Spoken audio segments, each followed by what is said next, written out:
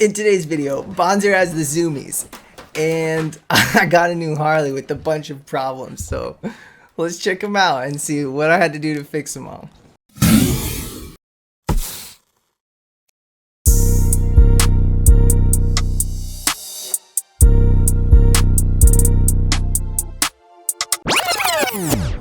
So I get this thing home and start looking it over in the garage. Now, I bought it for $1,200 knowing it had head gasket issues.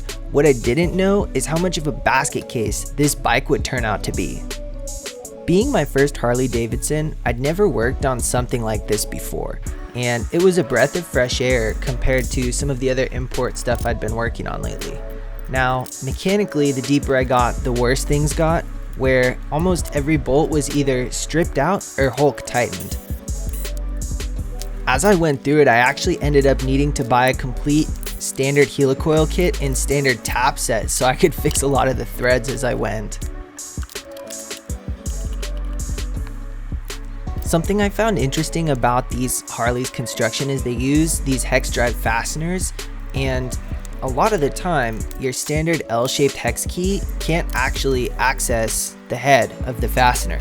So I ran out and picked up a set of the 3/8 drive long hex bits with the ball head. And that totally did the trick. That made disassembly so much easier. Which brings me to the next point. Disassembling these things is hard. A seasoned Harley mechanic would probably be laughing at me right about here, but this is the rear rocker box cover, and no matter what I tried, I could not get it out from between the engine and the frame.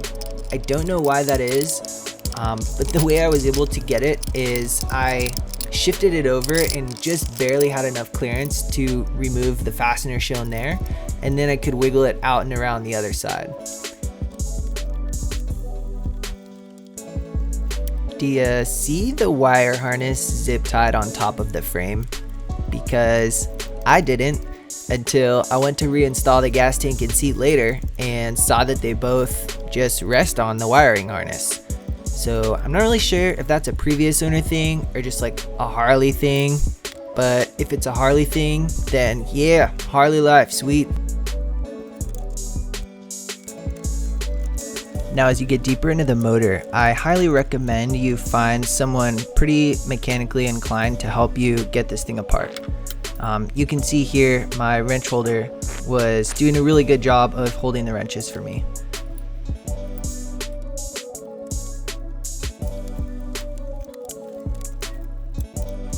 My anxiety up to this point was, I'd say, like a 3 out of 10, and after I got the heads off, it spiked up to about a 7 out of 10 because, one, I realized that not just one stud had pulled out of the case, but pretty much all of the studs had pulled out of the case.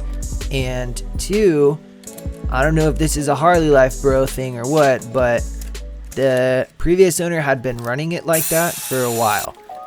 Now, I enjoy my exhaust gas shooting out from between the head and cylinder as much as the next guy, don't get me wrong.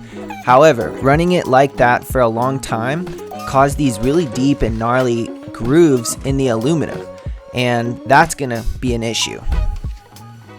Due to the deep damage that this caused, I'm going to need to get the head and cylinder refinished by a professional. Gotcha! I'm a professional hillbilly, and this is my hillbilly head refinishing station. Here you can see me using the adhesive back sandpaper on a repurposed glass shelf to get the major damage out. Once I get all the pitting and damage out, I bump up to a 400 grit sandpaper. I use the 400 grit sandpaper for a while to make sure I get all the scratches that the 180 grit left behind out. Finally, I throw a little WD-40 on the surface of the head and go back to the 400 grit for a little bit, and that really smooths out all of the scratches and shines it up, so you end up with a really smooth and flat head surface. Now, I've used this method on some other engines, most notably a pretty high-strung Subaru motor that's still running really well, so let me know what you guys think of this method in the comments. Alright, here's another hillbilly head refinishing technique for you DIYers. Pull your valves out, you'll see a bunch of carbon deposits on them. Now, I chucked the valves up in my drill press and used some abrasives to get those deposits off. I like this method because it requires minimal effort and it works pretty well. You guys are really getting to see how the sausage is made here. I hope you're strapped in because this next step is a big one. I get one of those handheld lapping kits, but instead of doing it by hand, where you hold that wooden stick with a suction cup and rub them between your hands like you're trying to start a fire, I attached the end of the suction cup to my hand drill. This way I can spin the valve for longer and forward and reverse in a little bit higher speed. My goal is to remove a little bit more material and get rid of the pitting that you commonly see on older valves and seats that have seen some time. In my hillbilly head, this gets me a little better sealing, a little better heat transfer between the valve and the head, and ultimately more compression. Now, back to the motor. Remember when my anxiety spiked earlier? Here's why. As I pull the studs out, they're either helicoiled or held in with RTV. Yep, you heard me, silicone holding the studs into the engine. Never to fear though, although the previous hillbilly had installed helicoils, which screwed up the hole sizes and really knackered the threads, a company called Timesert out there makes a repair kit to fix both the factory threads and the larger failed helicoil threads. But essentially, you drill out the original damaged threads, then you chamfer the edge, which allows the Timesert to actually recess flush with the face of the cylinder. Then you can tap the threads, and finally you coat the outside in Loctite and you install the insert. Then there's a tool you use which deforms the end of the insert, and that's what holds the insert in the actual case. So these new inserts plus brand new studs gave me a lot of confidence as I put this engine back together. And that's important because I've got some plans for this bike later on, which include more power, let's just say. If you want to see what those plans might entail, go ahead and subscribe and you'll get a notification when that video comes out.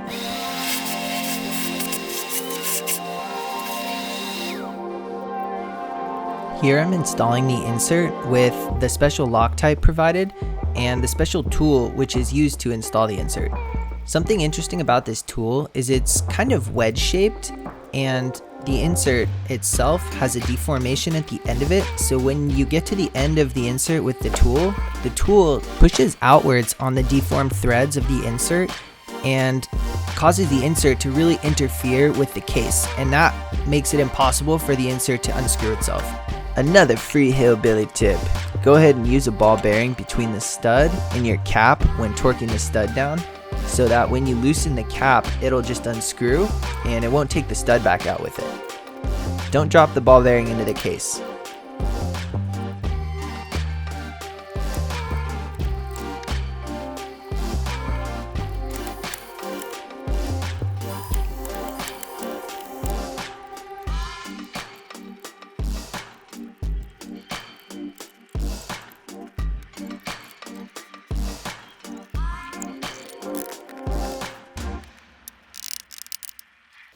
To keep the video tidy, I left out the reassembly footage from the rest of the bike, but if there's something specific you guys want to see, or you just want to see the general reassembly, let me know in the comments because I've still got that footage.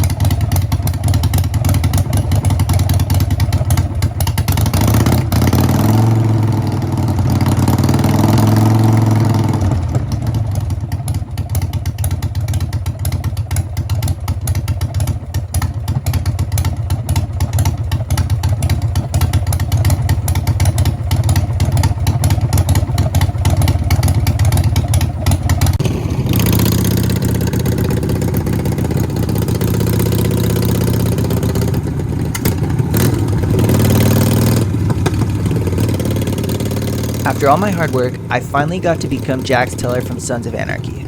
Not gonna lie, it felt pretty sweet, and I understand why people fall in love with Harleys. This thing rode just beautifully. I definitely noticed some other issues that I'll need to address, but once I'm done bringing the bike up to my standards, then I can move on to the next phase of this project.